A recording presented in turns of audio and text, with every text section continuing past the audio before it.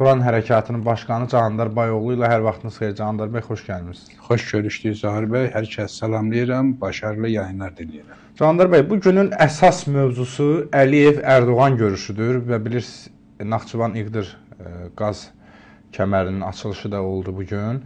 Bu görüş haqqında nə deyə bilərsiniz? Yəni, sizcə masada hansı mövzular müzakirə olundu? Bilirsiniz ki, elə bu dəqiqələrdə təkbətək görüş də keçirilir, amma hələ bu haqda mətbuatda bir açıqlama yoxdur. Sizin fikirləriniz var. İlk olaraq Naxçıvanın Türkiyə üzərindən Turan enerji dəhlizinə qovuşması Azərbaycanın istiqrarı üçün çox önəmli məsələ idi. Bu münasibətlə mən bütün millətimizi və Azərbaycan Cumhurbaşqanı Sayın Əliyev və Türkiyə Cumhuriyyəti Cumhurbaşqanı Sayın Ərdoğanı təşəkkürümü bildirirəm. Bəli. Və onu da millətimiz üçün deyə bilərəm ki, artıq Naxçıvan hansısa məkirli güc mərkəzləri enerji baxımından təhdid edə bilməz və əhalinin orada da sıxışdırılmasına da hər hansı bir siyasi baskıdan yararlana bilməz. Bu çox önəmli məsələ idi. Həm də bu boru xəttinin açılması, diqqət elədiniz Zahir bəy, İğdırdan üzərindən 100 kilometrlik bir məsafədə qaz boru kəməri çəkildi. 200 milyon kub illik həcmi var. Bu boru xətti həm Naxçıvana qaz verəcək, iləridəki zamanda neft və qaz kəmərləri Naxçıvan və Türkiyə Bakıdan ana xətt açılanda həmin xəttdən də biz yenidən əks tərəfə də qaz vermə imkanımız olacaq. Bu həm almaq imkanı var, burada həm də qazı ötürmək imkanı var. Bu da təbii ki, böyük projelər üçün iləri görüşlü bir layihədir. Bu çox önəmli bir məsələ idi. Naxçıvanın enerji asıllığından xilas olmasıdır.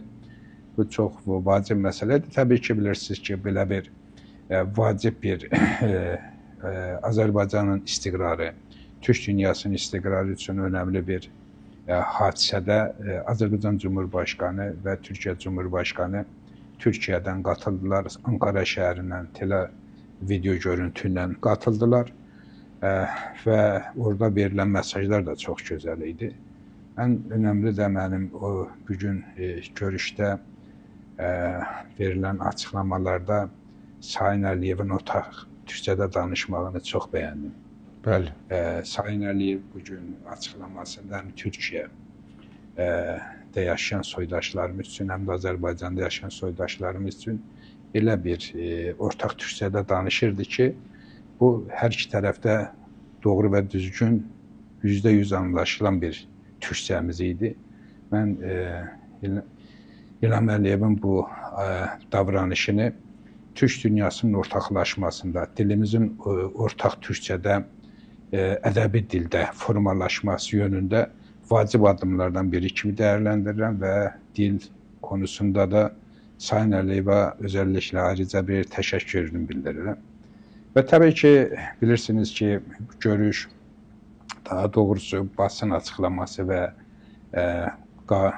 qaz boru xəttinin açılış törəni az bir zamanda gerçəkləşdi, amma ondan sonra bugün Sayın Əliyev bilirsəm də şəxs olaraq Ankara'da Sayın Ərdoğanın qonağıdır. Hər halda bu dəqiqələrdə bir iftar qonaqlığındadılar və bu görüş daha çox qaz boru xəttinin açılmasına əsr olmuş bir görüş kimi dəyərləndirilməməlidir. Bu artıq Türk dünyasının ortaq siyasi bir məkanda formalaşması yönündə, Türk birliyinin qurulması yönündə iki liderin bir arada müzakirələri kimi dəyərləndirilməlidir. Gələcəkdə nə kimi və hansı addımlar atılacaq. Burada tək Türk dövlətlərinin ortaq hədəfləri deyil, eyni zamanda Türkiyə və Azərbaycanın bölgəsəl və kürəsəl siyasətdə birlik nümayiş elətdirməkdən nə kimi addımlar atacaqları təbii ki, müzakirə olunacaq.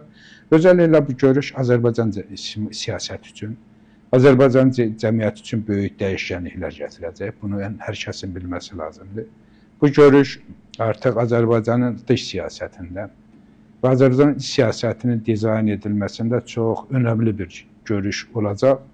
Mən hesab edirəm görüşdə xüsusilə Suriyada yaxın günlərdə Türkiyənin atacağı yeni həmlədə Azərbaycan Türkiyə ilə bir yerdə olması və bu həmlədə Orta Doğunun qarışdırılmasında son günlər yenidən İsrailin fəallaşıb Türkiyəyə qarşı bir boy göstərməsində öz sözünü deyəcək və digər tərəfdən də bugün yenidən hiss olunacaq qədər İsraillə işbirliyində olan Tehran fars faşizmində pozuculuq fəaliyyətinə ciddi bir dərs vermə müzakirəsi olacağını mən düşünürəm və çox ciddi bir məsələ olacaq. Ən önəmli də pozucu fəaliyyətdə olan İranın addımları bu görüşdə ciddi müzakirə olacaq. Candır bəy, bu məsələyə gəlmişkən İran məsələsinə mən bir sual verəcəm sizə və amma ondan öncə istəyirəm tamaşaçılarımıza müraciət edin. Bizi YouTube-da izləyən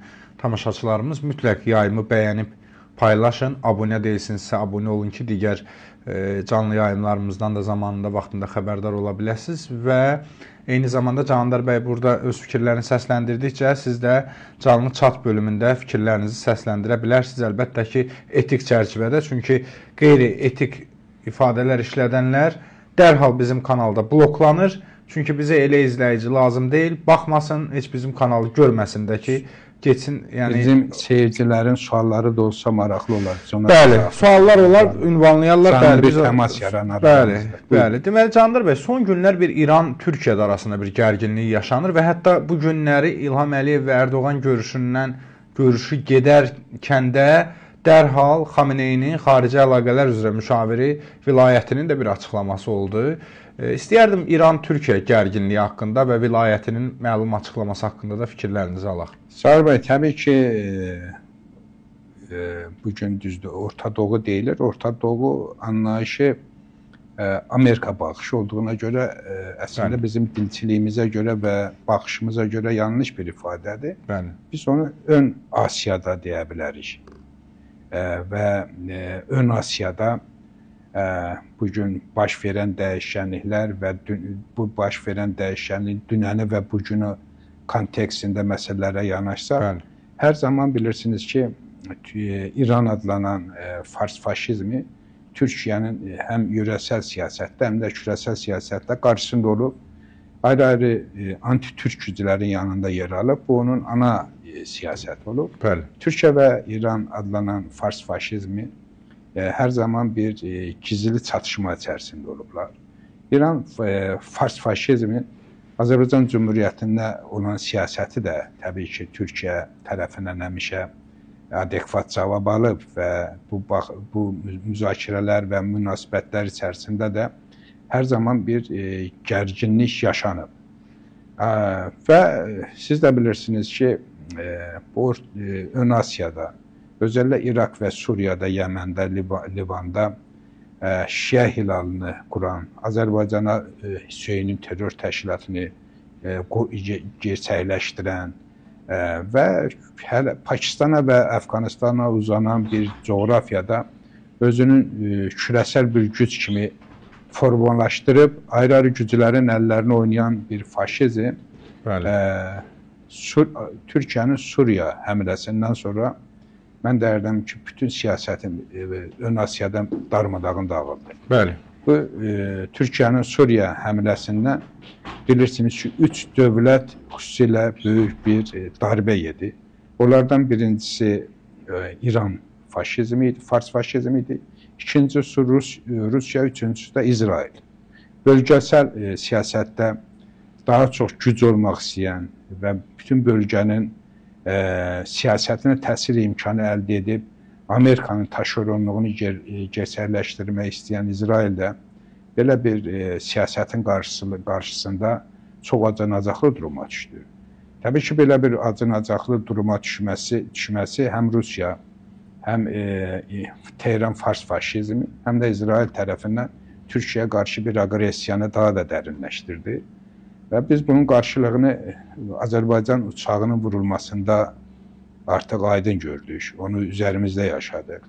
Digər tərəfdən də 29 Aralıq dekabr ayında, mən Aralıq deyəndə siz narahat olmayın. Yox, mən narahat deyiləm. Yox, siz demirəm, bəzi adamlar mesajlar verir.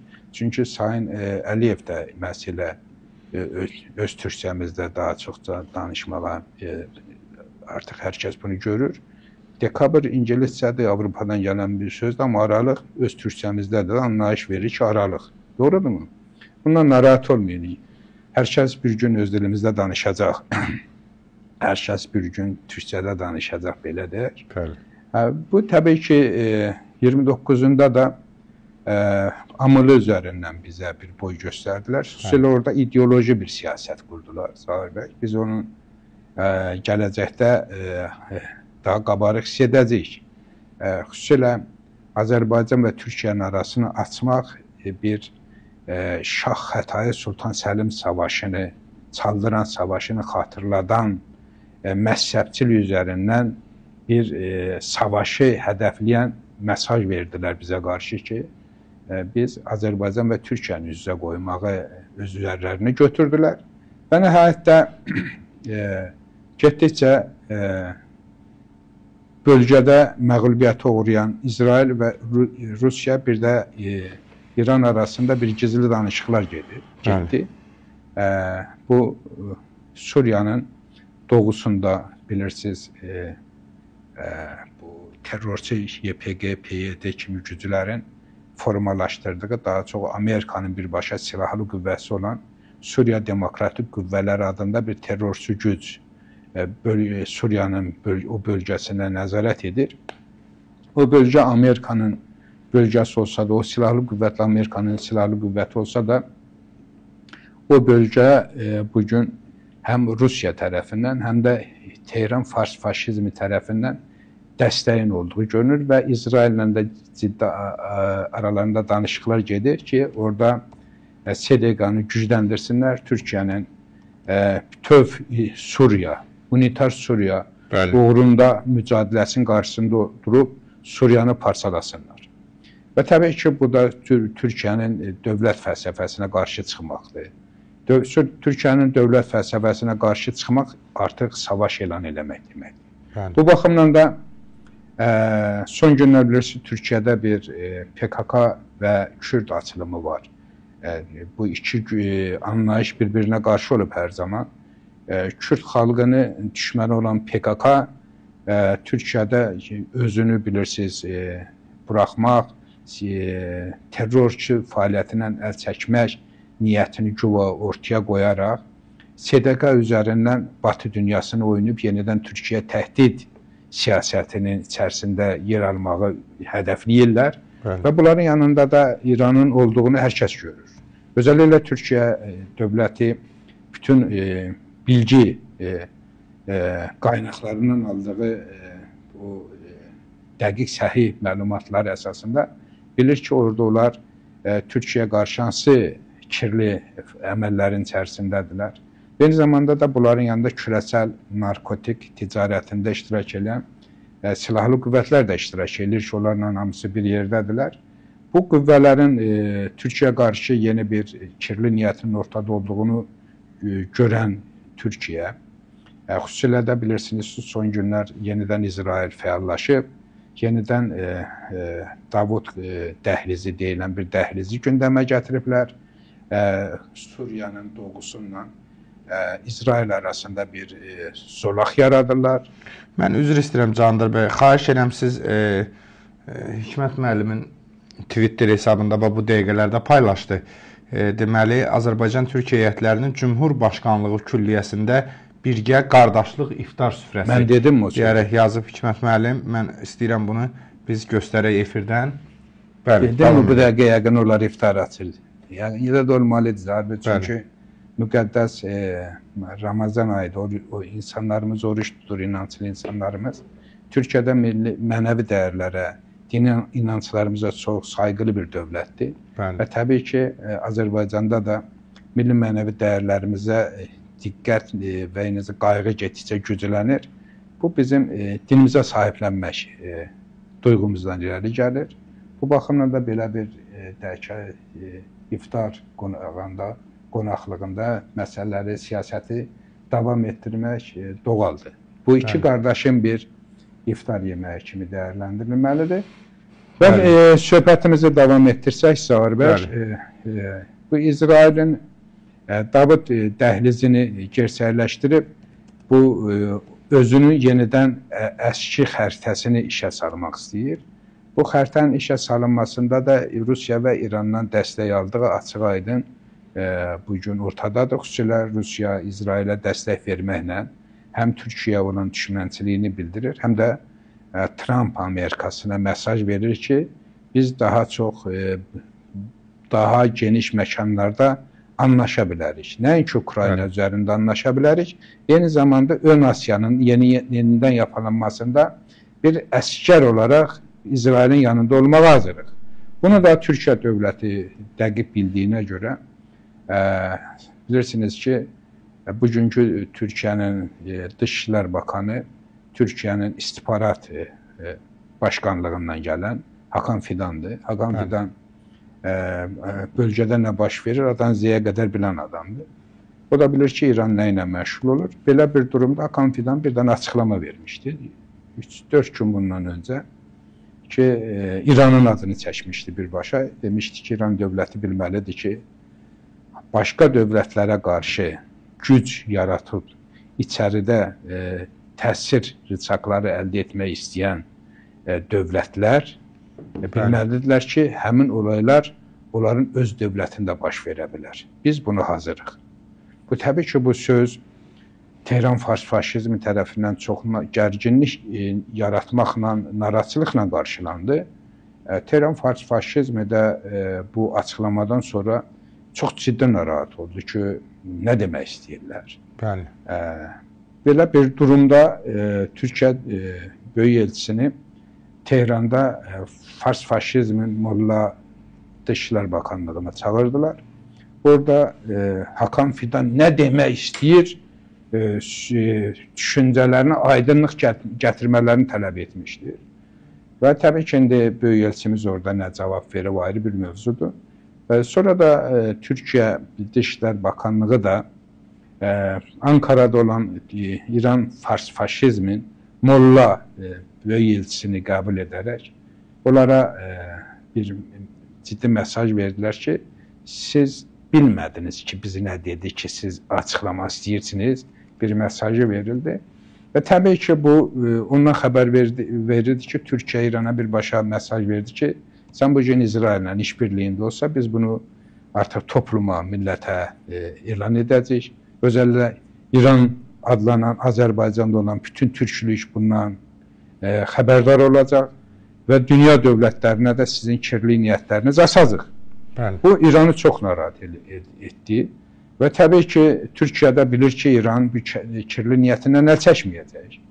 Əl çəkməyəcək, o fikrində olduğuna görə, Türkiyə dövləti də bunu gözəl bildiyinə görə, təbii ki, bugün Türkiyə İrana qarşı artıq bütün strukturlarıyla və dövlət quruluşuyla bir dirənişə hazırdır ki, İranın kirli niyyətini yerində otuzdursun, xüsusilə SDK-ya qarşı bu yaxınlıqda Türkiyənin bir əskəri həmləsi olacaq. Belə bir durumda İran SDK-nın yanında olsa və Suriyanın qarışdırılmasına və oradan da Türkiyənin sınırları üzərindən Türkiyəyə qarşı bir təhdid siyasətinin içərisində yer alsa, təbii ki, böyük bir problemlə üzləşəcək. Bu baxımdan da mən hesab edirəm ki, bugün siz də söylədiniz ki, vilayəti bir açıqlama bugün verib davam olaraq. Vilayəti də bilirsiniz ki, Xamneyinin dış işlərdən sorumlu baş danışmanı. Bəli, müşaviridir. 90-cı illərdə Dışişlər Bakanı olub, bilirsiniz. Bəli.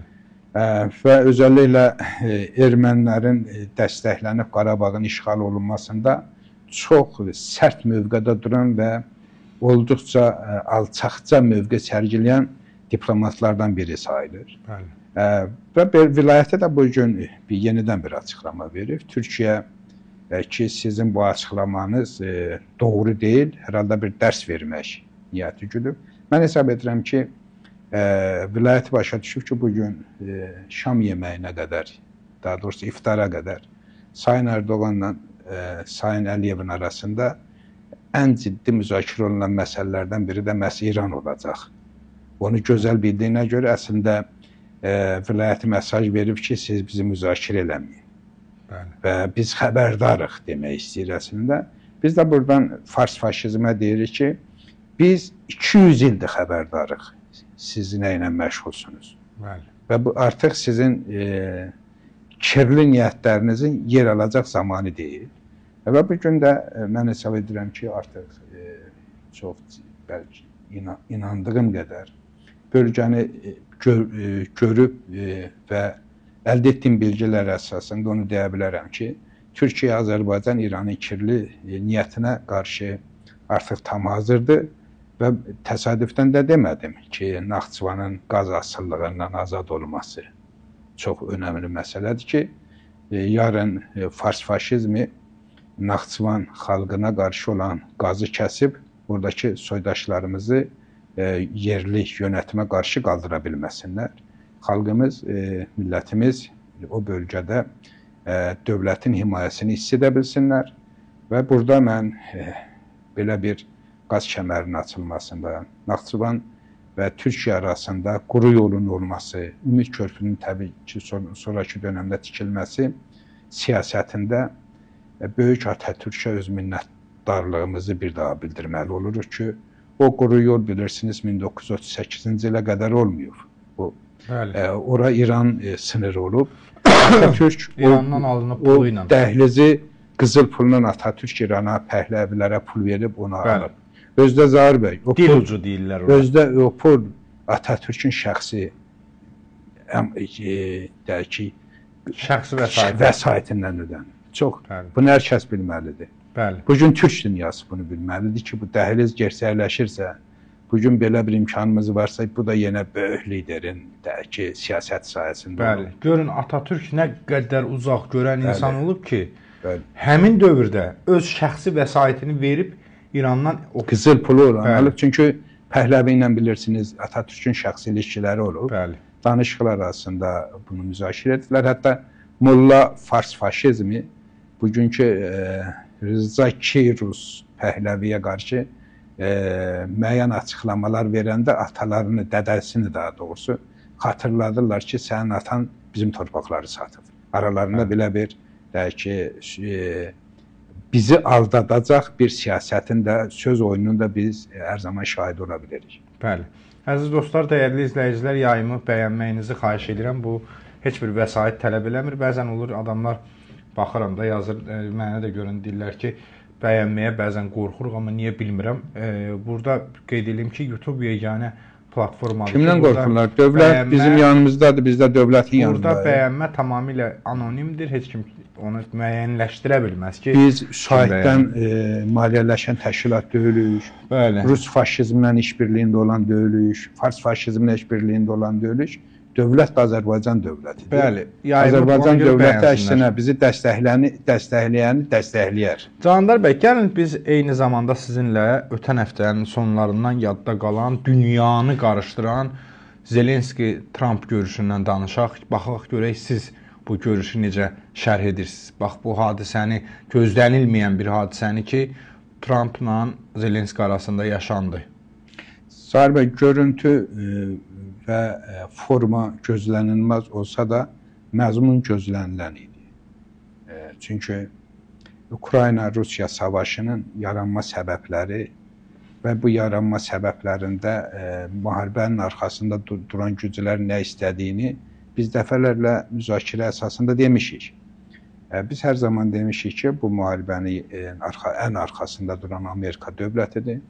Amerika dövləti bu müharibənin yaranmasında özəlliklə Kissingerin Ukrayna-Rusiya savaşının içərləşməsi və Rusiyanı Amerikanın təsir altına salma fəlsəfəsinə dayandığını demişik. Və bu gündə o özünü tam mənada doğruldur. Ukrayna savaşı ona görə çıxarıldı ki, Rusiyanın qarşısında duracaq, savaşacaq Avropa xalqı yox idi. Tək belə bir imkan Ukraynada var idi ki, bu xalq savaşa bilər. Eyni zamanda belə bir məkan da yox idi. Geniş bir ərazi, Ukrayna ərazisi və təbii ki, bu ərazidə uzun müddətli bir savaş. Bəli. Və özünüz də bilirsiniz ki, Batı dünyası, həm Batı dövlətləri, eyni zamanda Amerika, İngiltərə daxil, istəsəydilər elə silahlarla Ukraynanı təchiz edə bilərdi ki, savaş 2 il bundan öncə bitərdi. Amma onlar savaşı elə apardılar ki, savaş uzun müddətdə davam etsin, nə Ukrayna qalib gəlsin, nə də Rusiya. Hər ikisi haldan düşsün. Hər ikisi elə bir duruma gəlsin ki, bu savaşı başladanların və bu savaşın uzanmasında maraqlı olan güclərə möhtac olsunlar. Bəli. Biz Amerikada Trump liderliyində, ev sahibliyində Zelenski ilə görüşü canlı izlədik. Dünya canlı izlədi. Bu görüşdə də gördünüz ki, Zelenski tam mənada bir baskı altındaydı. Amerika orada özünün boynu yoğunluğunu nümayiş elətdirirdi. Qabadaylı bir siyasəti içərisindəydi. Mənəmlik edirdi. Dövlət əxlaqına dayanmayan bir tavır sərgiləyirdi. Və eyni zamanda da təbii ki, Zelenski də mənə elə gəlir ki, öz rolunu məharətlə oynadı. Həm də ki, Amerikanı çox əzmədi, həm də özünü əzdirmədi və Ukrayna xalqının da mənliyini qoruya bildi. Amma nə baş verdi? Həmən görüşdən sonra baş aktyor, bütün siyasətin çalası olan İngiltərə oyuna girdi. Bəli. Həmən Zelenskini dəvət elədilər Londona, həmən Avropa dövlətinin aparıcı dövlətlərin rəhbərlərini dəvət etdilər və orada Ukrayna məsələsi müzakirə etdilər. Amerika sanki bir Rusçu kimi çıxdı. Trump Putinin ən yaxın dostu və qardaşı kimi rolunda meydana çıxdı. Əzilən bir Ukrayna var idi və əzilən Ukraynanı da xilas etmək üçün İngiltərə liderliyində Avropa dövlətləri müzakirəyə toplandılar. Həmin müzakirədə gördünüz ki, Sayın Erdoğan da dəvət olmuşdu. Sayın Erdoğan da öz adına Hakan Fidanı göndərdi. Bəli. Və bu formatda bir toplantı keçirildi. Təbii ki, orada Zelenski yüksək səviyyədə qarşılandı. Kralın özü Charles deyil mi? Kral. Özü onu yüksək səviyyədə qəbul etdən də Trump Zelenskinin geyiminə də bir ara irad tutmuşdu ki, elə geyimdi. Trump tutmamışdı, onu jurnalist orada sual vermişdi. Hər halda Trump ona demişdi ki, sizin takım əlbisəniz yoxdur, o var danışıqda Zaur bəy. Bəli. Amma bu kralın da rəsmi otağında görüşdə də yenə Zelenskinin geyimdə idi. Bu deməkdir ki, Zelenski öz sözünün üstündə durur. Bütün dünya dövlətlərindən əskil olduğu kimi indi də görüşləri bu geyimdə gerçəkləşdirir. İngiltərə bütün mənalarda dəstəyini əsirgəmədi, yanındayız dedi. Amma siz də diqqət elədinizmi? İngiltərə orada fərqli bir siyasət güddü. Dedi ki, biz sizin yanınızdayıq. Tam mənada biz Ukraynanın məğlub olunmasının yanında ola bilmərik. Hökmən Ukrayna qalib olmalıdır və öz ərazilərini və bütün ərazi bütövlüyünü qorumalıdır. Barış ədalətli olmalıdır, dəyişik bir mövqe sərgilədi. Amma bir dənə yanında PS var idi. Bəli. Bütün bunlar Amerikanın liderliyində gerçəkləşsə daha doğru olar. Bu nədən xəbər verdi? Həm bütün dünya dövlətlərinə, özəlliklə Avropaya və Amerikaya bir mesaj verildi ki, yenidən masaya Zelenskini biz qaytara bilərik. Və bilirsiniz, Trump da mesaj vermişdi ki, Zelenski əgər bu minerallarla sazişini imzalamaq hazır olsa, mənə hər hansı bir şərt irəli sürməsə, mən yenidən ondan görüşə bilərəm, bir də barışa hazır olduğunu bildirməlidir. Mən savaşçı bir prezidentlə görüşmək istəmirəm. Və təbii ki, bu mesajlar və orada olan danışıqlardan sonra Avropa dövlətlərində ortaq mövqeyi sərgilənəndən sonra Zelenski bir dənə məktub göndərdi. Diqqət elədiniz, dünən artıq mətbuatda da yayıldı. Zelenski orada bu hadisənin baş verməsini, orada olan davranışlara özünün negativ fikrini bildi ki, doğru olmayıb. Hər halda biraz özünə qarşı bir mövqe sərgilədi ki, gələk belə olmayaydı. Və bütün hallarda Amerikanın yeri və rolu haqqında böyük bir açıqlama verdi. Trump'ın liderliyindən bütün barış sürəsinin davam etməsinə hazır olduğunu, belə bir liderlikdə danışıqların getməsinə hazır olduğunu bildirdi və minerallar sazişini də imzalayacağını bildirdi. Diqqət elədiniz. Eyni zamanda siz də dünən gördünüz ki, Trump 100 dəqiqəlik konqresdə çıxışında Zelenskinin açıqlamasını dilə gətirdi. Ki, Zelenski belə bir açıqlama verib və yaxın zamanlarda biz görüşə bilərik. Bu da ondan xəbər verdi ki, hər kəs deyirdi, Trump maraqlar üstündə oynayır. Maraqlarına uyğun siyasət davam edərsə, o yenə də qarşı tərəfindən istənilən zaman görüşə bilər, eyni zamanda fikirlərini də dəyişə bilər. Bu da tamamilə ortada oldu və biz dünya siyasətində bütün bu baş verən olayları müzakirə etdiyimizdə tam mənada belə bir fikir sərgiləyə bilərik ki,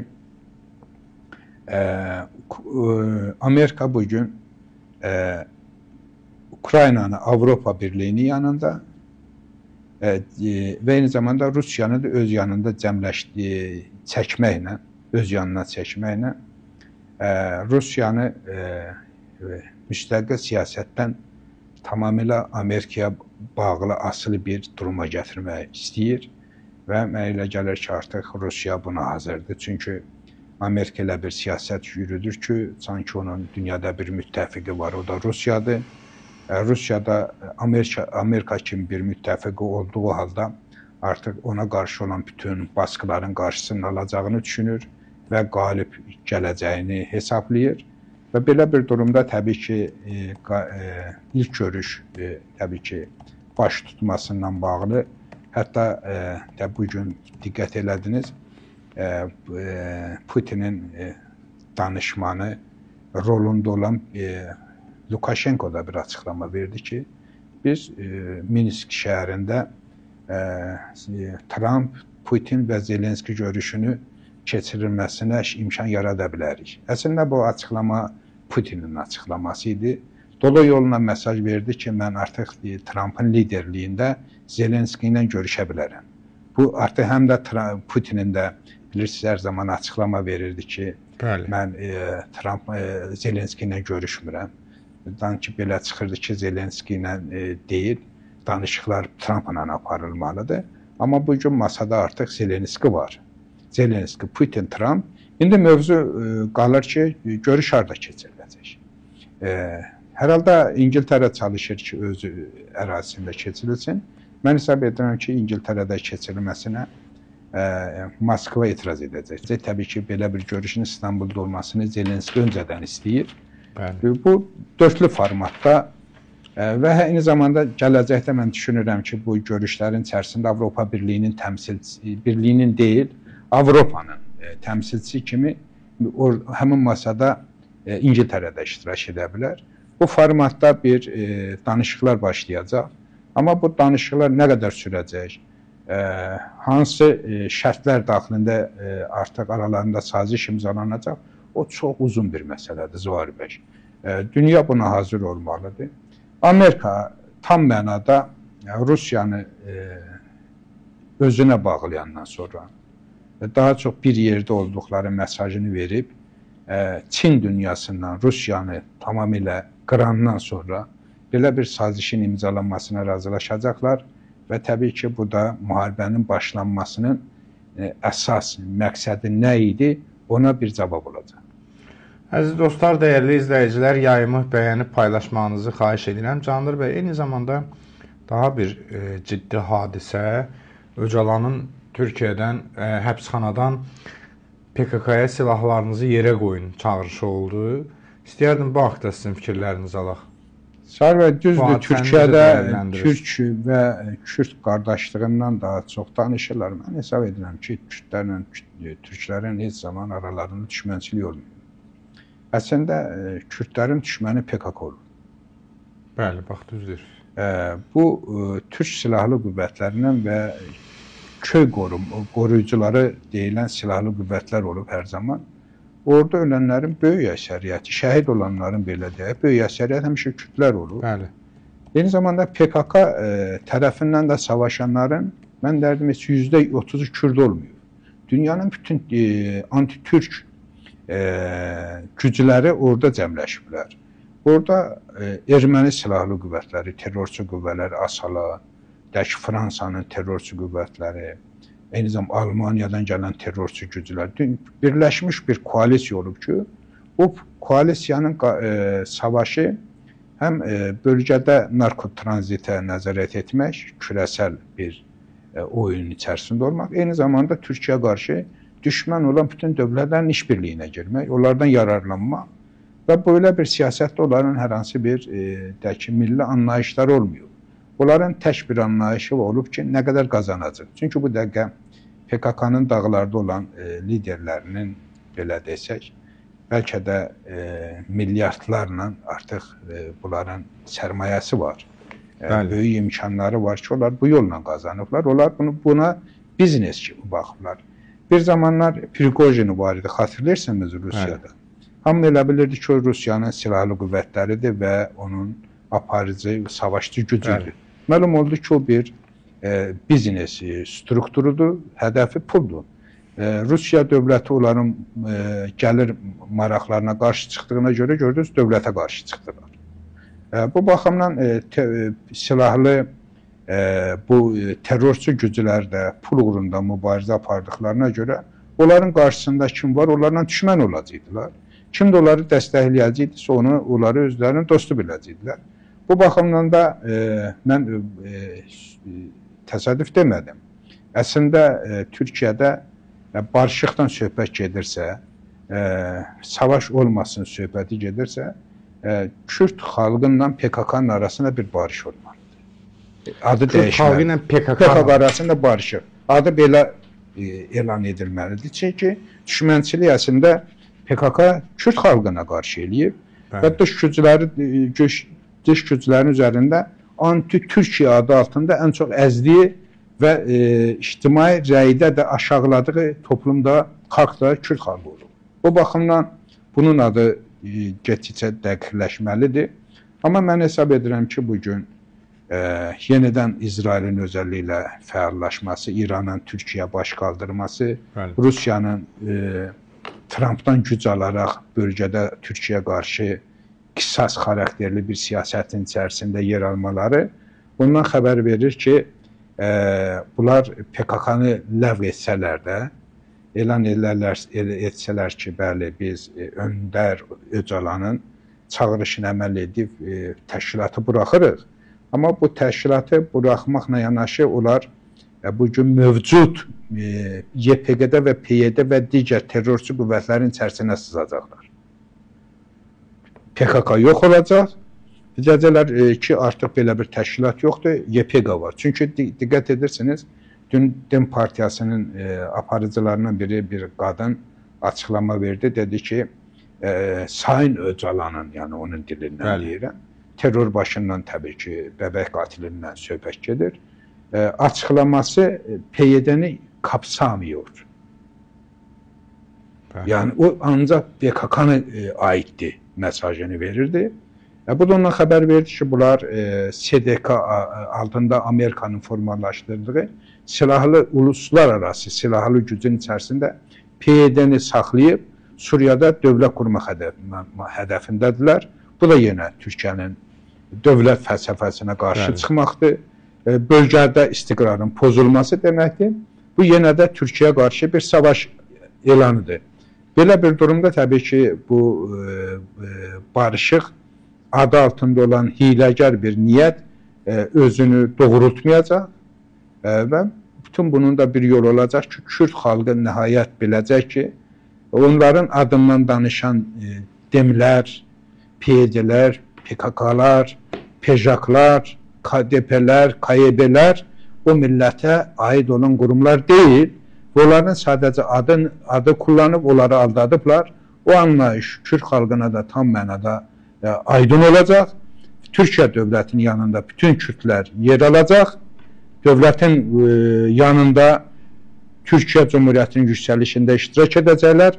Terrorçu güclərin də tam mənada məhv edilməsində Türkiyə dövlətinin əmrində olacaqlar. Biz bunu belə görməliyik. Bu baxımdan da Türk millətini artıq kimsə aldada bilməz, Zahir bəy. Kifayət qədər küresel bir aktör rolunda olan Türk dünyasının lider dövləti Türkiyəmiz var. Türkiyəmizin dövlət qurumları tıkır necə deyərlər, Türkiyələr demək çalışır və belə bir durumda Türkiyə nəyin necə baş verdiyini adan zəyə qədər hər kəsdən gözəl bilir. Kimsə Türkiyəni aldada bilməz. Eyni zamanda bugün Türkiyədən olan soydaşlarımız da bizi izləyir.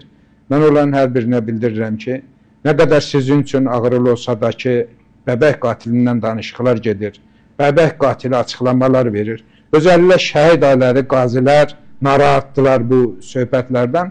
Onlar arxeyn olsunlar. Türkiyə dövləti bir böyük siyasətin peşindədir. Bu siyasətin peşində olmaq, böyük Türkiyəmizin unitar bütünlüyünü qorumaq, bölgəyə istiqrar gətirmək, bölgə dövlətlərinin parçalanmasının qarşısını almaq uğrunda bir mübarizədir və bu mübarizənin sonunda məğlub olanlar bəbəş qatilləri olacaq. Əzilən, sıradan çıxan onlar olacaq. Dövlətimiz hər zaman kimi qalib gələcək və hər zamankindən daha üstün olaraq şəhid ailələrinə, şəhidlərimizə və qazilərə sahib çıxacaq. Biz dövlətimizin kutsal maraqlarının yanında olmağı bacarmalıyıq və bu siyasətdə mən Azərbaycanla olan soydaşlarımıza müraciət edirəm ki, bugün Azərbaycan və Türkiyə arasında özəlliklə bəzi dış güclər oyunlar oynayır, Türkiyəni Azərbaycana qarşı qoymağa çalışırlar. Bəzi detallardan yararlanaraq, ahan gördünüz bu da Türkiyə, ahan gördünüz PKK-nın yanındadır, bəzi aramızı vurmağa çalışan qüvvələr var. Onlara adekvat cavab versinlər. Türkiyə dövlətinin yanında olsun hər kəs. Necə ki, bugün Sayın Cumhurbaşkanımız Əliyev, Türkiyə Cumhuriyyəti Cumhurbaşkanı Sayın Erdoğanla bir birlik nümayiş elətdirir. Ortaq dəyərlərimizi görüşürük, ortaq hərəkətlənmələrimiz haqqında qərarlar verilir. Beləcə də millət olaraq və bir toplum olaraq bizlər də bu birliyin içərisində yer almalıyıq, bir-birimizə güvənməliyik. Özəlliklə dövlətlərimizə güvənməliyik. Nə qədər anlaşılmaz bir durum yaransa da, nəhayət sonunda deməliyik ki, dövlətin hər halda bildiyi bir şey var. Çünki bugünkü dövlətimiz millətin maraqlarını heç zaman kimlərə səs ata bilməz. Bu baxımdan biz çox həlledici və xüsusilə çox kritik bir dönəmdən keçirik. O, belə bir dönəmdə bütünlüyümüzə ehtiyac var. Bizim birliyimizə böyük ehtiyac var.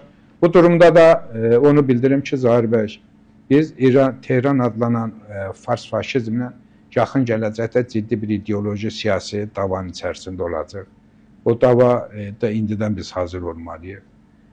Mən son dövrlər Pezişkan üzərindən Xamneyinin türk oyunu oynamaq siyasətinin hansı maraqlar güddüyü haqqında xüsusilə ayrıca bir verilişimiz olacaqsa biz orada çalışacağım ki, sizinlə bir yerdə ona aydınlıq gətirək. Vacib məsələdir. Bunun detallarını bugün mən istəyərdim, konturlarını buradan elan edeyim. Xüsusilə 29 Aralıqda amalı Şah Xətayı Sultan Səlim mövzusuna müraciət edib çaldıranı xatırlatmışdısa, onu da xatırladım ki, fars faşizmi artıq bilir ki, öz varlığını qorumaq üçün mahiyyətini dəyişməlidir. Mahiyyət deyəndə ideoloji siyasi kursunu dəyişməlidir. Bilirsiniz ki, artıq Mehdinin zuhuru, Şiə hilalı fəlsəfəsi artıq özünü doğrultmadı, sıradan çıxdı. Bunlar yeni bir siyasətin içərisində yer almağa çalışırlar. Fars şiəçiliyindən Türk şiəçiliyinə keçmək istəyirlər, Zahir bəy. İranın Türk varlığını qabardıb və İranda olan Türklərin hamısını şiəçilik adı altında məhzəbçilik bir dünya görüşündən formalaşdırıb bu məhzəbçiliyi yenidən Türkiyəmizə qarşı, Türk millətinin birliyinə qarşı qoymaq siyasətin içərisində yer alacaqlar. Mən hesab edirəm ki, bu siyasətin baş verməsində İsrailin, Amerikanın, Rusiyanın da ciddi sürətdə marağı var. Deməli, Ögəday TV, Nigar Ögəday, yəni jurnalist Türkiyədə yaşayan Bizim yazır Nigar ki, xanımdır. bəli, yazır ki, Türk F-16'ları 2 gündür Suriyada İsrail uçaqlarını qovalayır. Bunu da sorun Cahandar bəyə. Türk F-16'ları tək qovalamır Zahir bəy. Türkiyə bütün qurum və quruluşlarından Suriyada olan bütün şər qüvvələr qovalamaqla məşğuldur. PYD-nin də, YPG-nin də hər an hər deşiyini vurmağa hazırdır və onu da hər kəs bilsin ki, Suriya artıq Türkiyənin təsir zonasıdır. Bəli. O ərazi və o əraziyə girmək Türkiyənin ərazisinə girmək sayılır. Türkiyənin dövlət fəlsəfəsi ona qarşıdır. Hər hansı bir həmlələr olarsa, Türkiyə dövləti onların cavabını verəcək və mən inanıram ki, Zahir bəy, bugünkü görüşdən sonra Azərbaycanın 052-si də Suriyada olacaq. İnşallah. Belə Cahandar bəy, çox sağ olun, Buyurun, təşəkkür edirəm sizə maraqlı fikirlərinizi səsləndirdiyinizə görə. Əziz dostlar, dəyərli izləyicilər, yayımı bəyənib paylaşmağınızı və eyni zamanda aşağıda rəy bölümündə də fikirlərinizi yazmağı unutmayın. Nə olur olsun, hər şey Azərbaycan üçün, hər şey vətən üçün, hər şey Türk dünyası üçün deyək. Sağlıqla qalın.